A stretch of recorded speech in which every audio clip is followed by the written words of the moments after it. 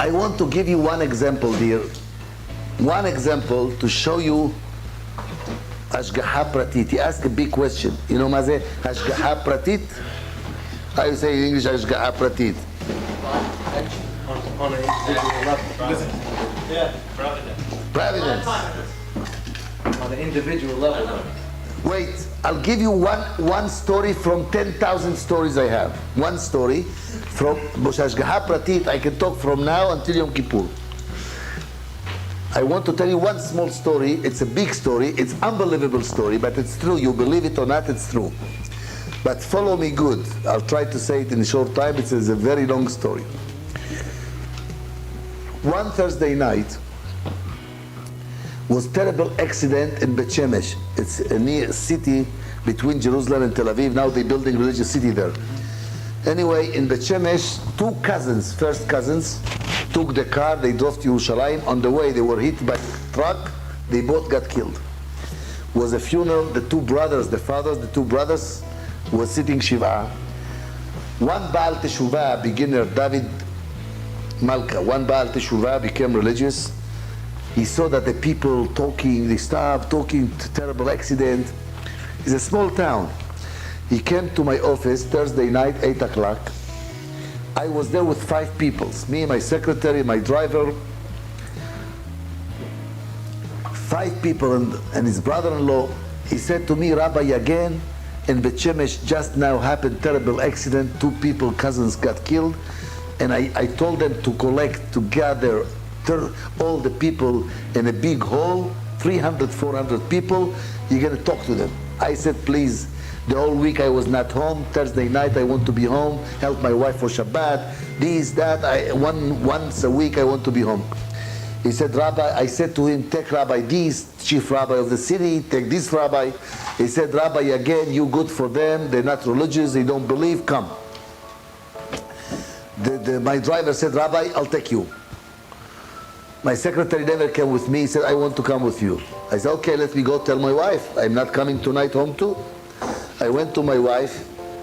She said to me, I said, I have to go. She said, what? You told me you're coming home now. I said, yes, but 2 people got killed, 2 boys. Go talk to them. I have to go speak there. He said, my wife told me, you know what? I'm coming too with you.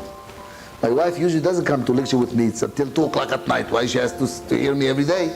So this time, Min Hashamayim, my wife told me, last year she was by Eddie Missy's house. Anyway, he knows her well, Alex. And my wife told me, tonight I am coming, we left the kids alone at home, Thursday night, and we left to Bet Shemesh to the lecture. Listen, ma ze hashgaha pratit, that God did not leave the world. I came to the hall, actually, I saw a couple hundred people, most of them non-religious, waiting. I came, I told them I can prove to you God's existence. So one lady said, prove to me. I start to bring many proofs. When she saw I'm getting to the point, it's obligate her if it's true. She didn't let me finish. So why you wear black? Before I finished the proof, I said to her, wear red. God doesn't care what you wear. That's not the problem. Why you throw rocks, stones on our head? I said to open your head, maybe something would get in. So we start fighting with 300 non-religious people. 12 o'clock at night, I talk. I told my driver, hello, take me home, please, enough haja with these people. I went to the park, I took my car. 5 people, me, my wife, my driver, myself, 5 people staying in the car. Usually after lecture, people run after me. This guy wants blessing, this guy wants advice. This, I cannot answer in the street all night for people. I take usually my cards. I said, you want, come to my office. I have 4 numbers, come to my office, I'll talk to you. That's how people day and night coming to my office. One Iraqi from Baghdad, Jewish Iraqi from Baghdad, he lives in Ramat Gan. He was in Bet Shemesh, he heard my speech, He came to me to the car, to the garage, to the parking lot. He ran to me. He said, Rabbi is beginner. He start to become religious, beginner. By the way, I have his number on me. This guy ran to me with a small kid. He start becoming religious like this. Rabbi again, wait a minute. I said, I have no time, take my card. I have his number on me. He said, no, Rabbi, I don't want your card. I want to tell you miracles happened with you and you don't know about it yet. So my wife also wanted to hear a miracle. Shh. We all 5 people. I said, okay, what you talking about? I also wanted to hear it. He said, Rabbi again, I'm Iraqi from Baghdad. My cousin, first cousin, she still live in Ramat Gan. I moved to Bet Shemesh. My father, her father, brothers.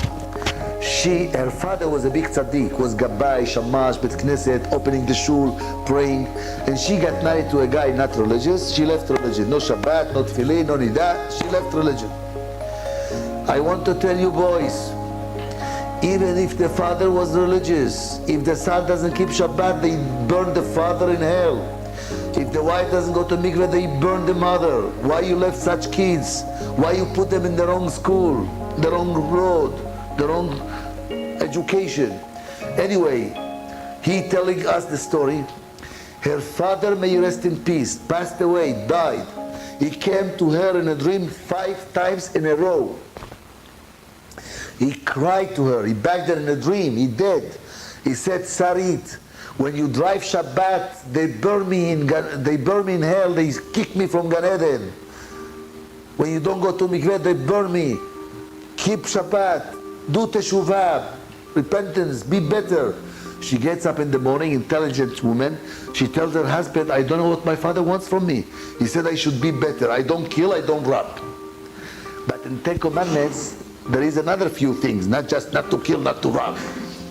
I know another few things in the... Imagine somebody drives, a police officer standing in the traffic lights.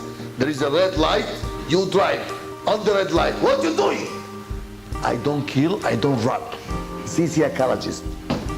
What you mean? But why you driving red light? Same thing. I don't kill, I don't rob. We have more things in the Torah. Shh, open the Torah, we have more things. This Iraqi, this lady, he tells us, her father came to her 5 times in a row every night. He was suffering in hell. He was religious. He said, Sarit, please keep Shabbat. Please keep Nidah, please.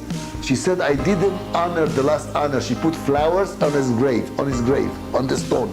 This last kavod, asiti lo kavod. Anyway, after 5 times he came to her, she didn't listen, ignored his dreams. He came to her the 6th time. I don't know her. She lives in Ramat Gan, I live in Shalayim. The 6th time her father came to her. He said, Sarit, you don't listen to me. 5 times I came to you, don't ignore me. 5 tragedies, misfortunes gonna happen to you this week. Believe me, if she would come to a rabbi that knows this thing, we would right away make pidyon, prayer, we'd save her life. She ignored these 2. He told her in a dream, the 6th time, you're gonna have 5 tragedies. She didn't listen. That day, her son, 3 years old, in the parking, got killed. The neighbor drove backwards and he killed him. Her husband came to the funeral without a finger. That week, they got telephone from the bank, they lost all the money in the stocks. That week, they got a fire in the house and they stole their car. Every day, bad news, terrible news. After the 5 tragedies, misfortunes that the father told her, she still didn't do teshuvah. This accident. After the 5 tragedies, her father, may he rest in peace. Hello. He came to her in a dream. Beli ayn hara. Yes. He showed her my face. He said, this is Rabbi Nissim Yagen from Jerusalem. Go have guidance by me. So he told us the story. I said, bring her to my office.